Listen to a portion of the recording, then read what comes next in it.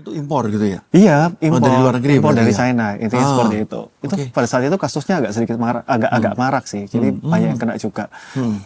Dan ternyata barang itu tidak kunjung datang. Halo semua, welcome to Marketplace Wisdom. Kali ini saya sendirian, Fandi, karena masa saya mau wawancara suami sendiri.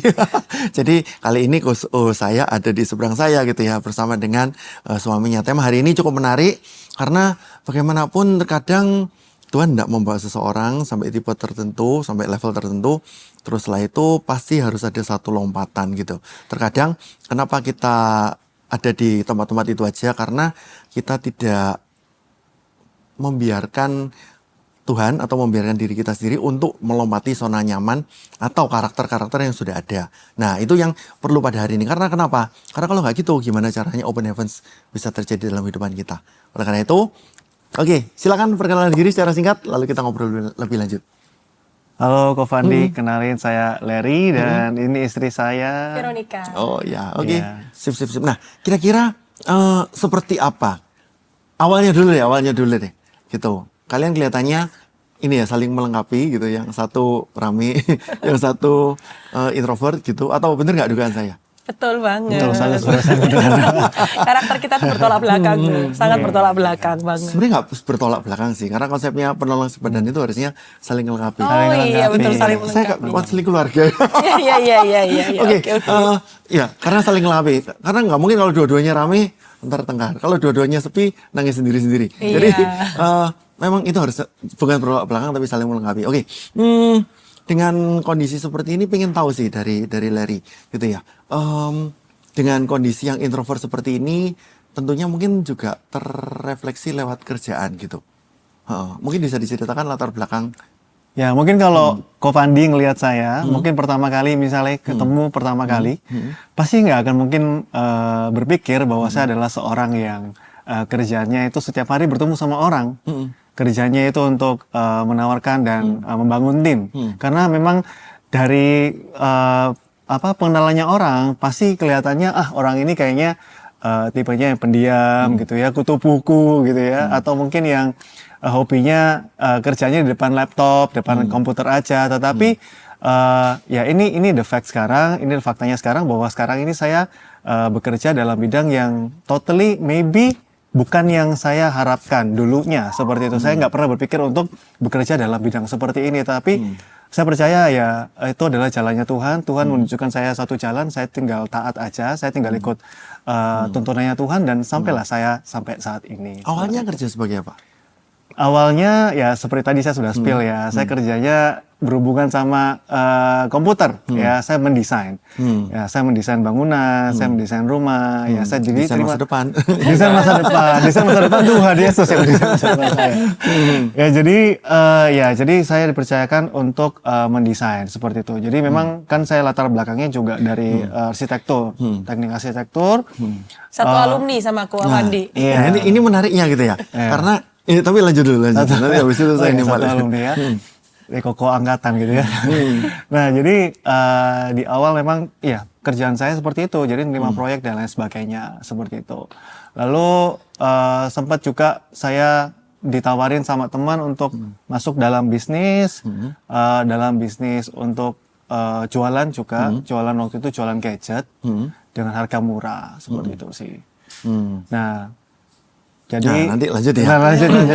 Cuma saya lebih mau konsen ke kerjaan yang introvert ini dulu. Tapi itu yang membuat saya kenapa meninggalkan dunia arsitektur seperti itu, karena saya ini orangnya ekstrovert, tetapi begitu kerja sebagai arsitek stres.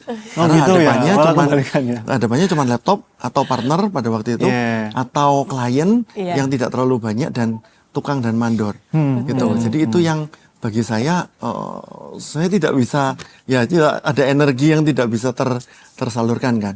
Seperti itu. Makanya kenapa kok, saya mending jangan di situ. Memang waktu itu orang tua nawarin gimana kalau kita ada perluasan usaha yang saya sampai sekarang udah tekunin ini. Gitu. Nah, tapi saya yakin dengan introvert pasti itu dunianya Bro Larry sangat-sangat enjoy dan sangat-sangat produktif di situ.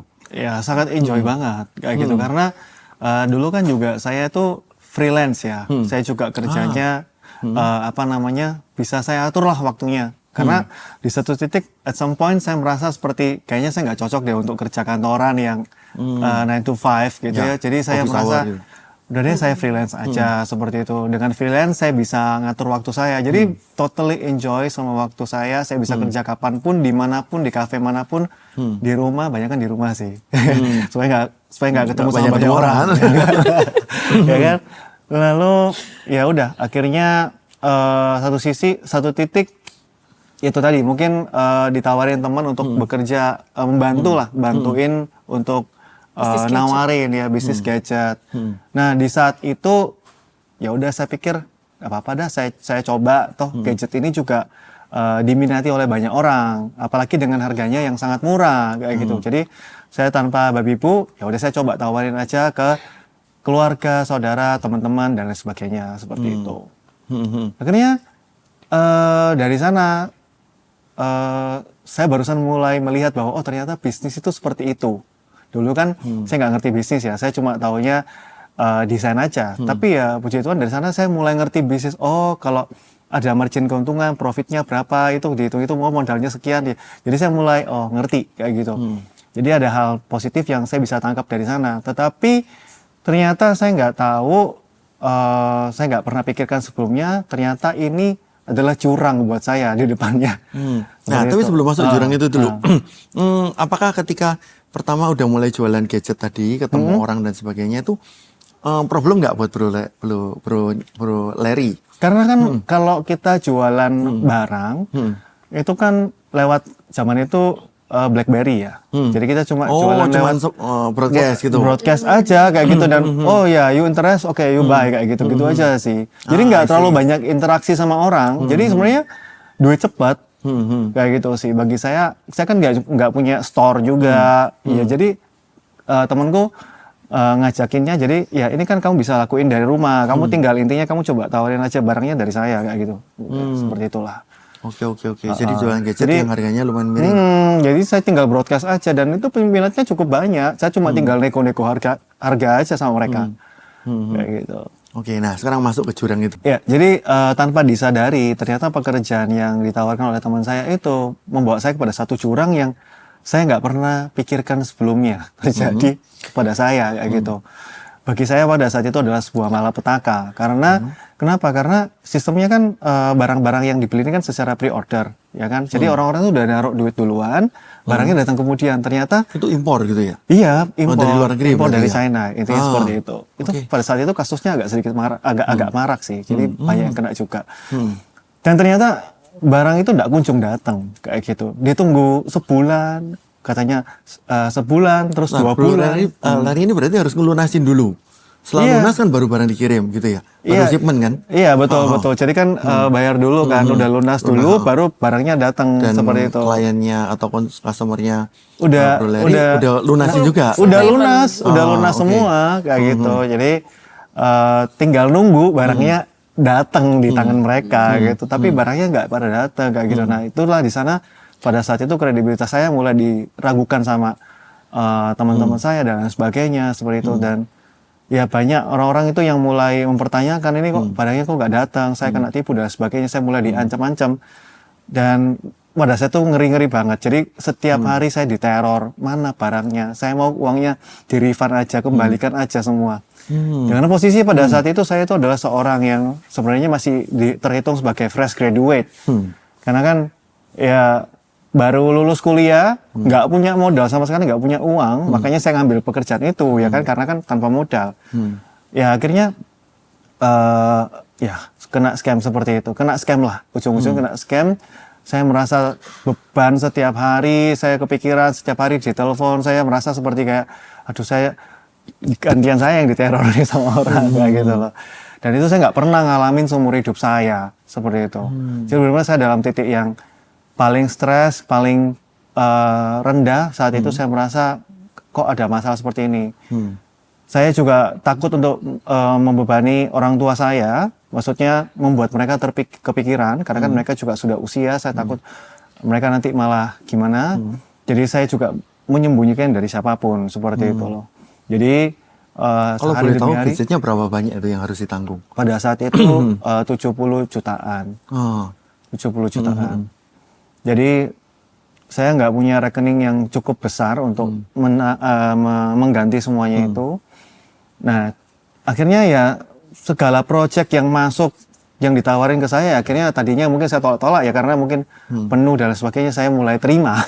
Saya terima semua, saya wah pokoknya dengan jadi saya untuk iya, mengganti rugi gitu. tapi kan namanya kerjaan saya yang dulu, kita kalau kerja project itu kan memang ada termin-terminnya juga ya kan, jadi memang nggak bisa fast money ya, maksudnya nggak bisa yang hari ini langsung bisa terima, nggak bisa. Jadi memang by term-nya kayak gitu, by terms-nya kayak gitu. Jadi menghasilkan, tetapi harus nunggu. Intinya seperti itu. Cash flow-nya nggak ini benar, ya? nggak bisa cepat kayak gitu. Nggak bisa nutup. Lalu pada saat itu ada teman baik yang saya juga sering ngobrol-ngobrol, terus dia nggak tahu sih tentang masalah ini, tapi ya itulah bagaimana Tuhan bekerja ya. Tuhan bisa datangkan peluang lewat siapapun. Ya saya percaya itu, kemudian saya percaya itu adalah divine connection. Jadi koneksi daripada Tuhan, koneksi ilahi. Tuhan kasih, dan teman ini menawarkan saya pekerjaan itu, itulah pekerjaan yang saya tungguin sampai sekarang ini. Nah, oke. Sebelum lanjut, saya cuma pengen gini. Bukankah Anda juga punya pilihan kan, gitu? Maksudnya, pertama, Anda bisa kabur, gitu, lari dari tanggung jawab, gitu. Ini risiko bisnis kok, begini. Dan jujur juga ada banyak orang yang melakukan itu. Kenapa Anda nggak melakukan? Gitu. Terus yang kedua, itu apa yang mendasari Bro Larry ini untuk ya udah tak ganti semua 70 juta itu. Seperti itu. Ya, itu cuma pengen tanya itu. Ya, 70 juta itu for information memang nggak dilunasin lah sekaligus seperti itu ya. Jadi memang saya minta keringanan juga kepada kliennya untuk dicicil seperti itu. Jadi memang bukan yang langsung blek gitu ya, karena nggak bisa juga, nggak mampu. Tapi kan ada niatan saya untuk mencicil seperti itu. Tapi kenapa kok saya nggak kabur? Karena bagi saya jikalau saya kabur maka nama saya yang jelek. Saya nggak bisa kerja apapun. Saya mau kerja apapun itu sulit. Karena kan saya nanti dicap sebagai orang yang udah lu bikin masalah, lu kabur lagi, kayak gitu kan. Jadi ya tetap mau nggak mau bagi saya harus saya lunasin. Demi apa? Demi nama sih. Ya kalau dalam Alkitab dikatakan ya nama baik itu kan lebih berharga daripada kekayaan kan. Jadi ya jadi itu yang saya pertahankan seperti itu. Saya nggak mungkin bisa kerja atau apapun, peluang apapun di depan tuh pasti tertutup lah buat saya kalau memang dalam hal ini saya kabur. Tapi saya satu sisi percaya bahwa penyertaan Tuhan itu tetap ada. Dan memang terbukti, memang penyertaan Tuhan itu terbukti nyata kayak gitu loh. Akhirnya saya bisa lunasi. Akhirnya saya bisa lolos daripada jurang itu, dan saya mulai belajar banyak hal. Jadi sebenarnya waktu Tuhan ngasih saya, dalam tanda kutip, izinkan pencobaan ini datang kepada saya, sebenarnya Tuhan itu kepengen ngetes banyak hal. Seperti itu. Sebelum mempercayakan saya percaya Tuhan akan mempercayakan saya hal yang lebih besar di depannya, tapi ada ujian dulu nih. Nah ini mungkin ujian yang harus saya lalui dulu sebelum nanti ada kepercayaan berikutnya. Seperti itu sih. Jadi saya nggak akan mungkin, saya nggak lari. Bahkan pada saat itu, dalam keadaan saya stres sekalipun, saya masih melayani Tuhan. Maksudnya saya masih melayani Ceki, saya masih melayani. Saya berani melayani karena saya tahu saya nggak salah. Ya saya tahu maksudnya saya nggak merasa terhakimi dengan perbuatan saya. Cuma memang saya kebetulan jatuh di dalam satu jurang yang saya nggak pernah ekspektasi sebelumnya. Seperti itu. Oleh karena itu saya tetap melayani walaupun beban pikiran ini benar-benar kayak nggak bisa fokus. Tapi saya tetap memaksakan diri untuk saya mau tetap melayani. Saya mau tetap sukacita pada saat kebetulan saya dalam bidang praise and worship juga. Ya pada saat saya melayani sebagai praise and worship, ya saya akan melakukan yang terbaik yang saya bisa. Ya seperti itu. Jadi ya saya percaya itu sukacita Tuhan juga. Kalau bukan karena kekuatan Tuhan, saya nggak akan mungkin bisa melakukan itu. Walaupun berat secara manusia, itu sangat berat. Seperti itu. Karena kesannya seperti diteror setiap hari kok, Fandi. Ya pasti. Iya. Apalagi sungkannya kenapa? Karena sama teman sendiri. Mungkin kalau sama orang yang nggak dikenal itu ya. Orang sudah dikenal kan. Jadi benar-benar kayak mereka kenal saya kenal mereka.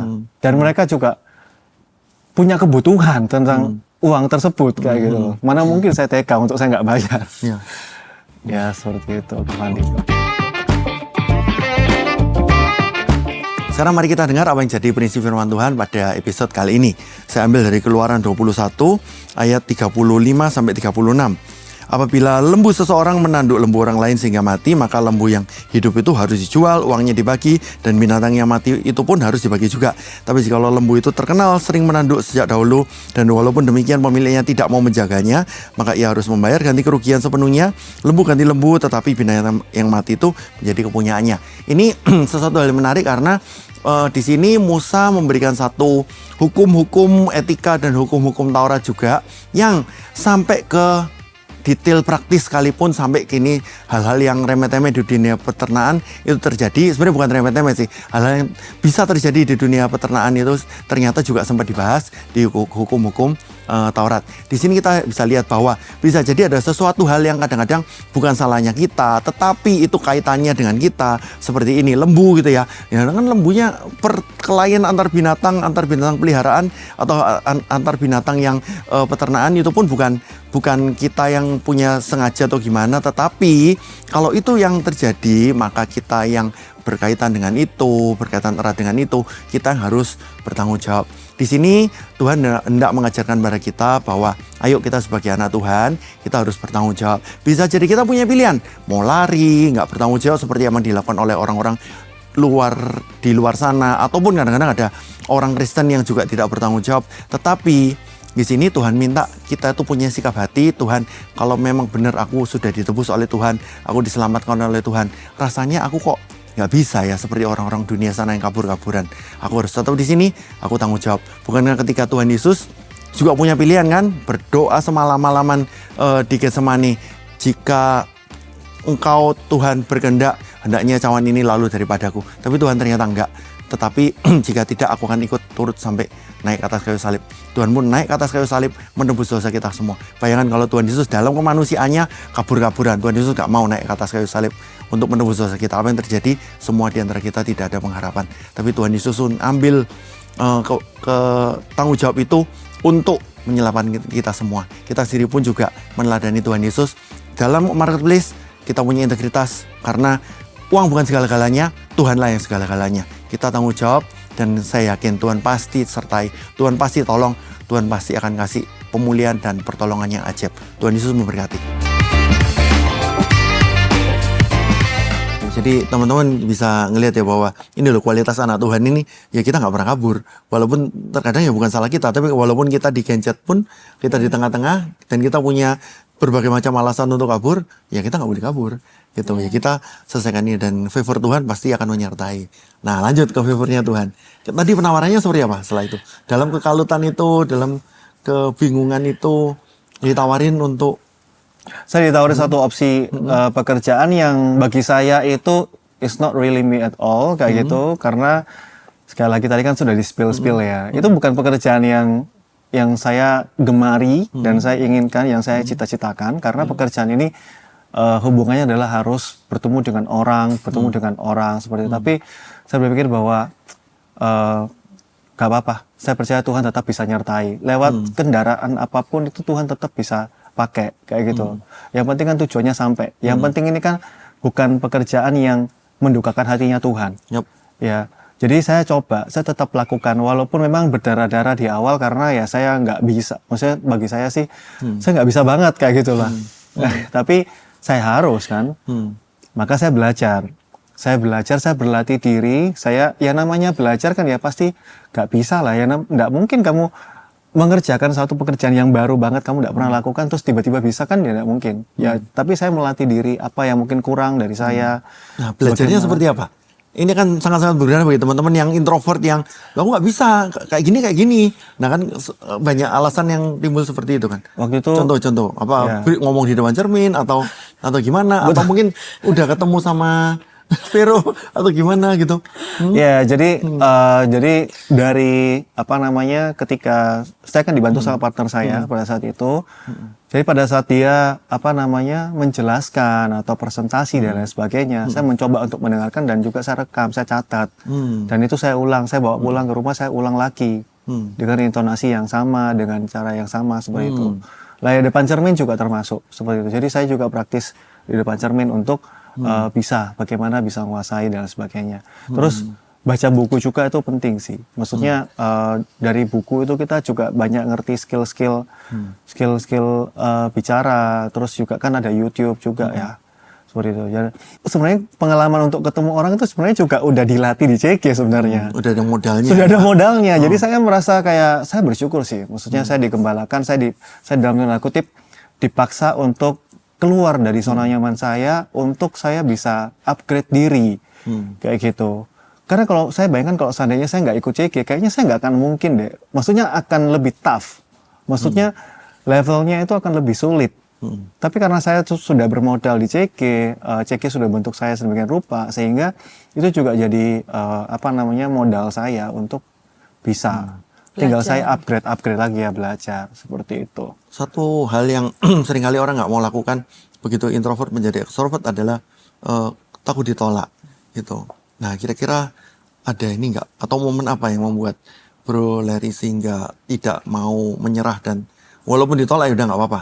Seperti itu. Coba lagi atau coba ke orang lain lagi, coba ke orang lain lagi. Mungkin ketakutan yang saya miliki daripada sekedar ditolak itu lebih besar daripada ditolak itu sendiri. Ketakutan untuk tidak bisa melunasi utang saya pada saat itu lebih besar daripada ketakutan sekedar cuma kayak ditolak. Lagian satu hal saya berpikir bahwa buat apa saya takut ditolak kalau saya juga melakukan hal yang baik, hal yang benar. Kecuali kalau saya melakukan hal yang salah atau sekali lagi mendukakan hatinya Tuhan, maka saya harus takut. Karena itu karena itu kan melanggar, itu kan enggak sesuai sama maunya Tuhan. Ini sesuatu hal yang saya juga doakan. Jadi pada saat saya mengambil pekerjaan ini juga saya sudah doakan, saya juga bergumulkan, saya benar-benar. Tapi Tuhan kasih saya damai sejahtera. Maksudnya Tuhan mengizinkan saya untuk you go, aku sertai kayak gitu loh. Jadi suatu perasaan damai yang itu yang membantu saya untuk tetap survive, untuk tetap saya berjuang seperti itu. Kedepannya seperti apa saya juga nggak pernah tahu. Tetapi kan ya ternyata terbukti, ternyata Tuhan memang benar-benar menolong. Saya percaya ketika niatan baiknya kita itu selalu bawa di hadapannya Tuhan, ya Tuhan juga akan bukakan jalan dan Tuhan pasti akan sertai sih. Nah, sekarang saya beralih ke Vero. Jadi rasanya pengen ngomong. Enggak. Apa yang Vero lihat dari perkembangannya Larry ini, dari seseorang yang pendiam mau terus berani dobrak zona nyamannya sehingga seperti sekarang ini, yang membuat Vero akhirnya tertarik? Jadi pertama sih karena itu ya, karena kan kita tuh gara-gara Larry masih pelayanan di masa-masa di dalam jurang jadi itu. Gara-gara ini ya? Iya, gara-gara itu. Ternyata saya juga baru tahu. Ternyata, iya betul juga ya. Kalau hari itu dia nggak di set pelayanan, nggak ketemu kita. Tapi karena dia di set tetap pelayanan, waktu itu kan kita di AOG kok. Dan AOG waktu itu kan ada anniversary. Terus kita ketemunya di sana karena Vero sebagai koreografer. Terus pada zaman itu Larry dan teman-temannya ini menjadi seperti boy band. Zaman itu kan boy band Korea itu loh, Bu. Nah, seperti itu. Jadi terus karena itu kita ketemu. Nah, dia terus datang latihan dan sebagainya. Jadi saya nggak pernah nyangka kalau dia ternyata dalam masalah. Sampai karena setelah project itu, terus kita kan bersahabat ya sama teman-teman yang lain. Kita pergi, terus baru dia cerita. Aku mau cerita satu hal, tapi tunggu aku menang dari masalah ini gitu ya. Itu kalian udah deket nih? Atau belum? Atau masih bersahabat? Masih bersahabat semua, belum. Itu belum ada apa-apa. Pokoknya berteman aja. Memang kita di teman-teman juga sering sharing ke depan pengen jadi apa dan sebagainya gitu. Mungkin kan fase-fasenya ya. Terus akhirnya di satu titik waktu dia cerita, setelah dia menang dari masalah ini, dia cerita. Dari situ tuh yang tadinya aku melihat dia sebagai seorang boy, aku jadi melihat dia man. Gitu. Dari situ baru mulai waktu dia mungkin setiap tindakan dia tuh jadi buat aku berkesan, oh dia ini seorang yang responsibel, oh dia ini seorang yang mau bertanggung jawab, mau berkembang, mau belajar kayak gitu. Nah itu kok dari situ. Dan sampai hari ini saya lihat dia masih belajar terus. Ya. Belajar bahasa, baca buku, belajar leadership kayak gitu. I see. Ya itu sih.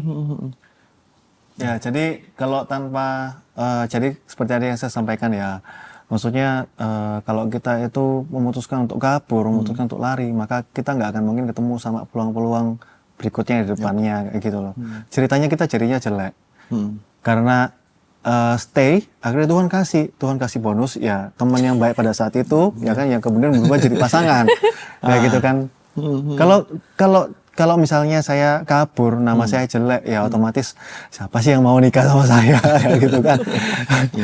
Ya seperti itu. Jadi ya menurut saya kita harus jadi orang yang punya integritas lah, percayalah sama Tuhan. Tuhan pasti akan buka jalan. Ketika memang kita benar-benar mengusahakannya, ladangnya kita juga akan dibuat berbunga sama Tuhan. Iya. Seperti itu. Dan sampai hari ini kalau saya lihat ya hidupnya kami itu kan saya melihat bagaimana Larry itu mengalami promosi demi promosi gitu ya kok ya. Saya tuh ngelihatnya kayak hidupnya tuh kayak dibela Tuhan gitu loh. Maksudnya seperti mau musim apapun, waktu pandemi sekalipun gitu ya. Nggak tahu dia dapat ide dari mana juga, nggak ngerti. Pandemi itu kita survive kok. Bahkan kita itu di pekerjaan kita, maksudnya itu Tuhan bawa kita tuh bersinar gitu loh. Padahal kan pandemi itu seperti sesuatu yang kita nggak tahu masa depan gimana. Kita nggak ngerti bisnis ini ke depan tuh bakal bagaimana gitu. Tapi dia tekun. Dan hari itu kayak saya juga, waktu itu mungkin saya kan orangnya lebih jedar-jedar gitu ya. Maksudnya gimana ya? Setiap ada reaktif lah, reaktif. Jadi ketika ada perubahan apa saya reaktif, ini apa saya reaktif gitu. Tapi dia tuh orangnya selalu bilang sama saya gini, udah kamu ikut aja, percaya, percaya apa yang jadi pilihan saya itu benar. Jadi dia lakukan itu, kita punya Zoom meeting rutin, baik dengan CG, pokoknya jadwal kita tuh penuh kok. Zoom meeting dengan CG, dengan tim, dengan klien dan sebagainya, itu dia atur seperti itu. Saya bilang, sampai kapan kita hidup seperti ini? Ini kerjanya malah ternyata lebih sibuk daripada waktu kita nggak pandemi gitu kan. Tapi ternyata benar, kita mengakhiri tahun 2020 itu dengan kemenangan gitu. Nah itu yang saya melihatnya, kalau kita memulai dengan benar, ternyata seterusnya itu bakalan benar terus selama kita itu terus taat gitu ya. Dia Larry sempat dapat beberapa kali tawaran isi money lah di bisnis kita ini. Kan banyak kok ya. Banyak berbagai macam teknik untuk bagaimana kita upgrade. Yang tadi mungkin omsetnya kita misalnya 5 miliar, langsung bisa naik jadi 10 miliar dengan cara ini gitu ya. Sering kali dapat tawaran kayak gitu. Honestly saya sebagai perempuan, saya itu juga kayak menarik ya gitu loh. Tapi dia tuh dengan cepat langsung ditolak. Gitu kok, itu langsung ditolak karena dia bilang sama saya kalau kita terlalu lama mikir, lama-lama pasti akan tergiur karena kita ya manusia, kita juga masih daging gitu. Itu sih yang saya lihat. Dengan menjagai hidup itu, saya melihat ketika dia menjaga hidup, dia dibela gitu. Ketika mungkin dia ini orang yang jarang membela diri gitu loh, baik di pekerjaan dan sebagainya itu jarang membela diri. Jadi orang mau ngomong apa dan sebagainya dia nggak pusing. Pokoknya dia lempeng kayak kerjakan apa yang benar. Ternyata benar. Jadi itu hidupnya dibela Tuhan kayak gitu. Tahun demi tahun itu walaupun kurva jangka pendeknya naik turun, tapi jangka panjangnya itu naik terus kok. Gitu. Dan progres itu mungkin bukan sesuatu yang wow, tapi berprogres terus gitu loh, bertahap gitu. Itu yang saya lihat ya. Dan itu yang membuat saya juga jadi orang lebih bergantung sama Tuhan, lebih rileks, lebih nggak reaktif dengan situasi dan segala perubahan yang ada kayak gitu. Lebih percayalah dengan masa depan yang Tuhan sudah sediakan. Oh, ya, thank you. Ini sudah sampai satu kesimpulan bahwa ternyata ya memang kita yang penting bagian kita hidup benar, punya integritas, itu kita tanggung jawab dan akhirnya Tuhan sendiri akan bela kita. Seperti itu ya. Nah, minta tolong salah seorang di antara kalian pimpin doa gitu buat teman-teman yang sekarang mungkin ada di persimpangan jalan. Aku ini adalah korban dari situasi, aku adalah korban dari ini dan itu, harusnya ini bukan salahku, tapi aku harus diminta untuk bertanggung jawab. Nah, itu yang mungkin orang-orang yang butuh dikuatkan oleh kalian. Seperti itu. Silakan doakan mereka. Dan kita berdoa kiranya Tuhan tolong mereka. Ya, kita mau berdoa ya. Bapak, kami percaya Tuhan, kalau hari ini Tuhan kami bisa mendengarkan Tuhan, sharing Tuhan, kami bisa sharing bersama Tuhan. Di tempat ini, kami percaya bukan suatu kebetulan. Bukan suatu kebetulan Tuhan kalau screen ini Tuhan muncul di depan kami saat ini dan kami mendengarkan Tuhan. Kami percaya Tuhan, Kau punya rencana atas setiap kami Bapa. Saat ini Tuhan, kalau kami tidak dapat melihat masa depan kami, mungkin kami ada dalam satu persimpangan, mungkin kami ada dalam satu problematika yang sangat berat Tuhan. Ada dalam satu jurang masalah yang begitu berat. Mungkin ini bukan salah kami, mungkin ini juga kami adalah korban daripada suatu masalah Tuhan. Dan kami ada di dalam posisi ini sekarang ini. Kami ada dalam satu persimpangan. Kami bingung memilih pekerjaan A atau B. Kami bingung Tuhan memilih yang kanan atau yang kiri. Tuhan Yesus, kami percaya Engkau selalu beserta bersama dengan kami Tuhan. Dalam setiap persimpangan jalan kehidupan kami Tuhan. Engkau selalu ada di sana Tuhan. Dan Kau tidak pernah meninggalkan kami Tuhan untuk memutuskan sendirian. Engkau adalah penolong yang sejati bagi hidup kami Bapa. Engkau adalah Allah yang setia. Tuhan, ajar kami untuk tetap setia mengerjakan kebenaran firman Tuhan. Untuk kami Tuhan tidak meninggalkan Engkau dalam masa-masa seperti ini. Justru Tuhan dalam masa-masa seperti ini kami mengandalkan Engkau lebih. Walaupun kami tidak pernah bisa melihat masa depan kami. Tetapi Engkau sudah berdiri Tuhan di masa depan kami. Engkau yang memiliki masa depan kami. Engkau memegang kendali atas kehidupan kami Bapa. Oleh karena itu kami mau berserah. Kami mau percaya kepadamu Tuhan Yesus. Tuhan, bukan jawaban Tuhan yang kami perlu Tuhan, tetapi kehadiran-Mu bersama-sama dengan kami. Itu yang kami inginkan saat ini.